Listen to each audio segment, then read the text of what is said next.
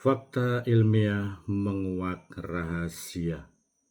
Rahasia nikel dalam sebuah gunung. Malaikat-malaikat Allah turun naik kepada anak manusia. Pesta Mikael, Gabriel, dan Rafael, malaikat agung. Saya Pastor Petrus Suharjo Nese mengaturkan kepada Anda sekalian salam kasih hati kudus Yesus dan berkat Allah yang Maha Kuasa dalam nama Bapa dan Putra dan Roh Kudus. Amin.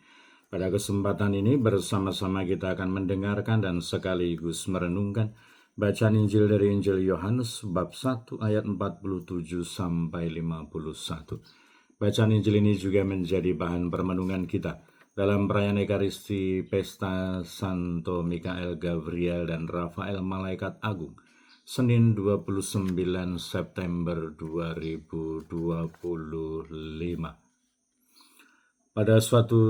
Pada waktu itu Natanael datang kepada Yesus atas ajakan Filipus. Tatkala melihat Natanael datang, Yesus berkata tentang dia, "Lihat, inilah seorang Israel sejati, tidak ada kepalsuan di dalamnya." Kata Natanael kepada Yesus, "Bagaimana engkau mengenal aku?" Jawab Yesus, "Sebelum Filipus memanggil engkau, aku telah melihat engkau di bawah pohon ar." Kata Natanael kepadanya, "Rabi, engkau anak Allah, engkau raja orang Israel." Yesus menjawab, katanya, "Karena aku berkata kepadamu, aku melihat engkau di bawah pohon ara, maka engkau percaya. Hal-hal yang lebih besar daripada itu akan engkau lihat." Lalu kata Yesus kepadanya, "Aku berkata kepadamu, sesungguhnya engkau akan melihat langit terbuka dan malaikat-malaikat Allah turun naik kepada anak manusia." Demikianlah sabda Tuhan, terpujilah Kristus. Saudara-saudara yang terkasih, selamat pagi. Bagaimana kabar Anda hari ini? Semoga selalu sehat, berbahagia, bergembira, bersukacita luar biasa, dan senantiasa merasakan kasih dan penyertaan Tuhan di hari yang baru ini. Selamat merayakan pesta Nama Pelindung. Bagi Anda sekalian, pribadi-pribadi, kombas-kombas wilayah-wilayah, stasi-stasi dan paroki-paroki dan komunitas umat beriman yang bernaung di bawah nama Santo Gabriel, Mikael, dan Rafael. Dan semoga berkat doa dan perlindungan serta teladan Santo Mikael, Gabriel, dan Rafael, kita akan semakin diteguhkan dalam upaya untuk senantiasa menyembah Tuhan, memuliakan Tuhan, memuliakan Allah di dalam keseluruhan kehidupan kita. Dan kiranya semoga Anda sekalian, kita semua, tetap setia dan tekun saling mendukung dan mendoakan satu sama lain, supaya kita diteguhkan dalam iman, dikokohkan dalam harapan, dan dikobarkan dalam kasih kita kepada Allah dan juga kepada sesama. Kita juga terus berdoa untuk mereka yang tua, yang lansia, yang sakit. Kita berdoa untuk mereka yang masih kecil, yang masih dalam masa pertumbuhan. Kita berdoa untuk mereka yang masih di bangku pendidikan. Kita berdoa untuk mereka yang sudah selesai sekolah dan sedang mencari pekerjaan dan juga teman hidup yang tepat. Kita berdoa untuk pribadi-pribadi dan keluarga-keluarga yang menghadapi persoalan-persoalan di dalam kehidupan pribadi dan juga di dalam keluarga mereka. Semoga Tuhan sendiri yang menghibur, menolong, membimbing, menguatkan mereka untuk senantiasa menemukan jalan dan solusi yang terbaik. Kita juga berdoa untuk mereka semua yang terus aktif ambil bagian dalam kegiatan pelayanan pastoral untuk kemuliaan Tuhan dan keselamatan sesama. Kita juga berdoa untuk mereka yang sudah meninggal. Semoga berbahagia bersama dengan para kudus di surga.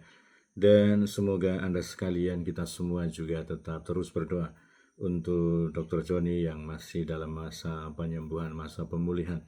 Semoga Tuhan sendiri yang menolong, menguatkan, menyembuhkan, dan menghibur. Kita semua juga terus berdoa untuk segenap panitia dan seluruh umat yang akan menyelenggarakan tabisan Imam Keuskupan Timika di Paroki Santo Petrus Karangsenang. Semoga Tuhan sendiri memberikan rahmat iman persaudaraan semangat kebaikan hati, semangat kerjasama untuk terselenggaranya acara itu dengan baik. Dan kiranya kisah panggilan Natanael yang kita dengarkan dalam bacaan Injil hari ini menjadi sebuah pergumulan iman, proses kehidupan, perjalanan peziarah iman yang sungguh luar biasa.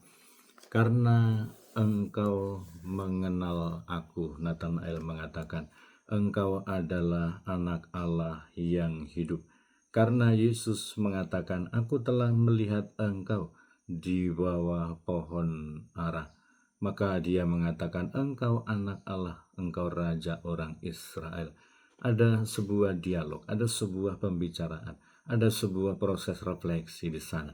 Dan kiranya kita semua sebagai pribadi-pribadi yang beriman dan percaya kepada Tuhan Yesus Kristus tentu memiliki kisah iman, tentu memiliki peziarahan iman, tentu memiliki proses refleksi yang berbeda-beda.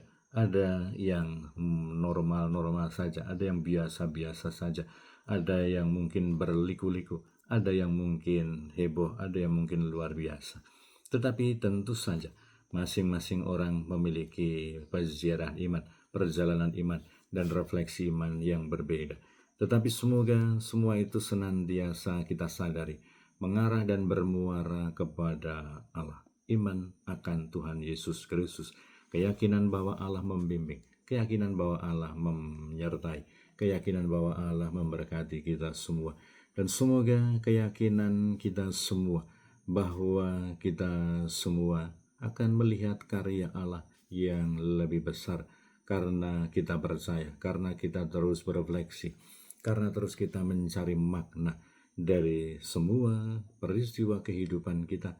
Kita akan senantiasa dituntun, kita akan dibimbing, kita akan senantiasa diarahkan oleh Tuhan untuk sampai kepada sukacita rohani, sukacita yang sejati, kebahagiaan yang sejati, kebahagiaan di dalam Roh Kudus, kebahagiaan di dalam Tuhan.